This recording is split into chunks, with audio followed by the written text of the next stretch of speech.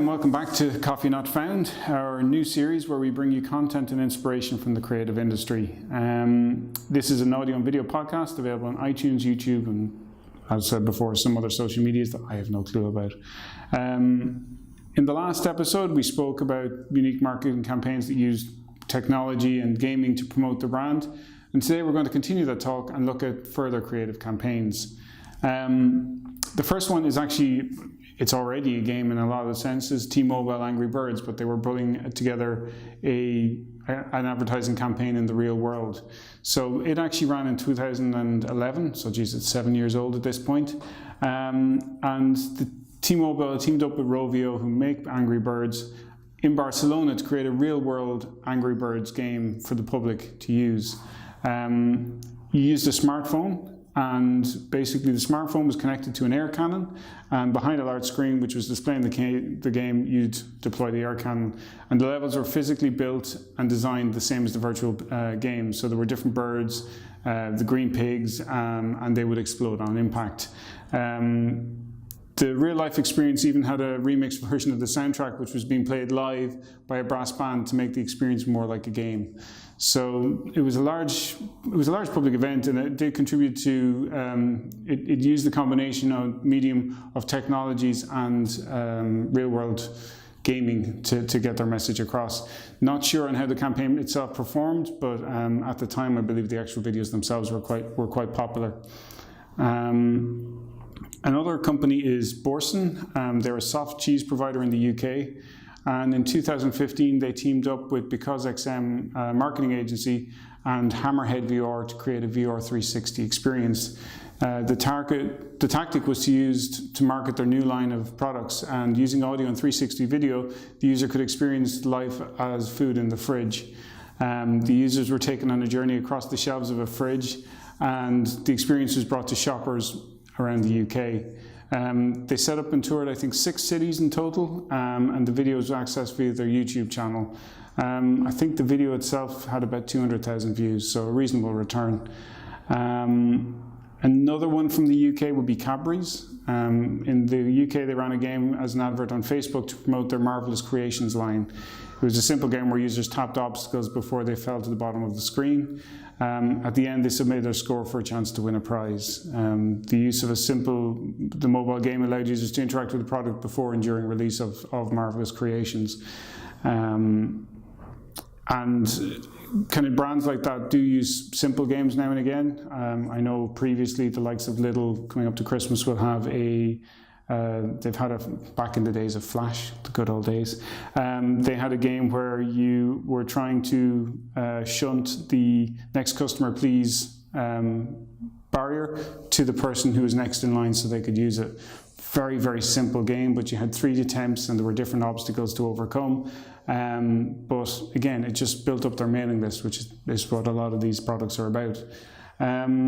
Another bigger campaign would have been Patron Tequila. That was when they released Art of Peyton in 2015. The VR experience there was documented the production of their tequila from the fields to the glass. It was about a 2.5 3 minute video or experience, and it was brought by what's it called? Binaural, or basically 3D audio, 360 view, and it had animated live sequences. It was a new way to advertise alcohol, and the 2D video was viewed quite a lot on YouTube.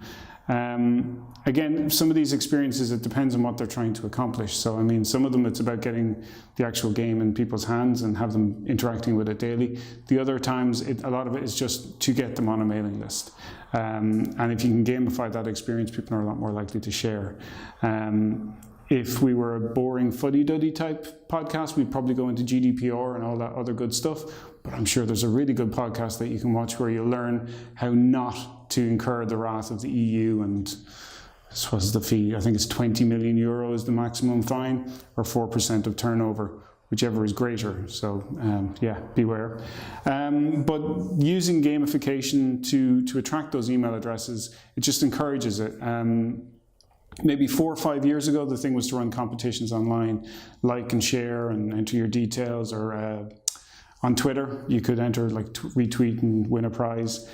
Those things have died off, and for the most part as well, people might have been willing to share their Facebook details, but the goal of these ones are to get their actual email address, where you control the information that goes to them, as opposed to being at the mercy of Facebook or Twitter if they change a policy. Another one that comes to mind just when we're talking about building up mailing lists, it's a project we worked on recently with an agency in Dublin. So, and just kind of to put this out there, we're not here to advertise our own work. It just happens that this one is relevant, so I'll bring it up.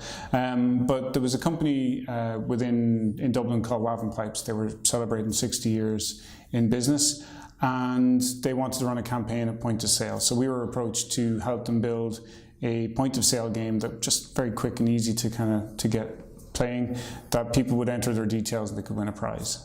Now, while we were pitching that idea, we pointed out because we use Unity, we could build the game for mobile as well and just deploy it to people if they wanted to download it.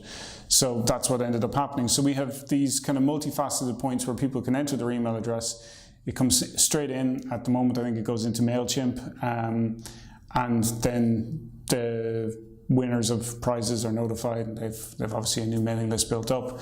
Going back to the GDPR thing, even though at the moment it wouldn't have been relevant because we're recording this in February, still February. Great with times at the moment. It would still be running when GDPR became relevant in May. So one of the things you had to do was make sure people were aware that they were signing up for the mailing list, what they were signing up for, and to create a privacy policy. And a lot of effort was put into doing that. Like, I mean, you can find them online, and again, as I said, find a really serious podcast that explains GDPR, put the time in just so you're relevant. If you're based outside of the EU, then happy days, you've probably got other things to worry about, but I'm not as familiar with the ones outside of the EU. And if you're in the UK and you're counting down to March 19, when it won't be relevant to you, the UK actually brought in a very similar rule. So I don't think it's called GDPR in the UK, but it's exactly the same content. And basically it's about making sure that your details are used only for what you've given them authority for, and that basically they have the ability to delete the information at any time. But yeah, that game, or that Waven game, has been in the stores now for, I think, 3 to 4 weeks, and we had a quick look at the MailChimp there recently, and it's getting quite a bit of traction, which is good because the information being trapped is actually quite detailed. It's not just an email address, it's location, company, and a phone number. So there's more to it. Now, I suppose free flights to Amsterdam and a few other, I think, PlayStation prizes and stuff, you'll probably very quickly get people signing up. But again, there was that encouragement. It was a little unique game, just one of those pipe games, get water from A to B, being Waven Pipes, that makes sense. And yeah, it was just about bringing customers over, something novelty that they would interact with, and that drove them to sign up and build that mailing list up. And because of the location of where they were running them, they were running these promotions in builders providers, in hardware, like in industrial hardware places. Everybody that was going by was relevant to them. Thanks for watching. We hope you enjoy this content and our upcoming content. This has been Coffee Not Found in association with Nebula Innovations, and we'll see you next time. Okay, well, thanks for listening. If you want to look for us on social media, I have found out some of these details, so I'll share them now. We are on Twitter at CoffeeNF. We are on Facebook and Instagram as CoffeeNF Podcast. And yeah, rolls right off the tongue. And we're on YouTube. Just find us at Coffee Not Found. But yeah, they're the social channels that I know about and can use, so we'll use those. Thanks.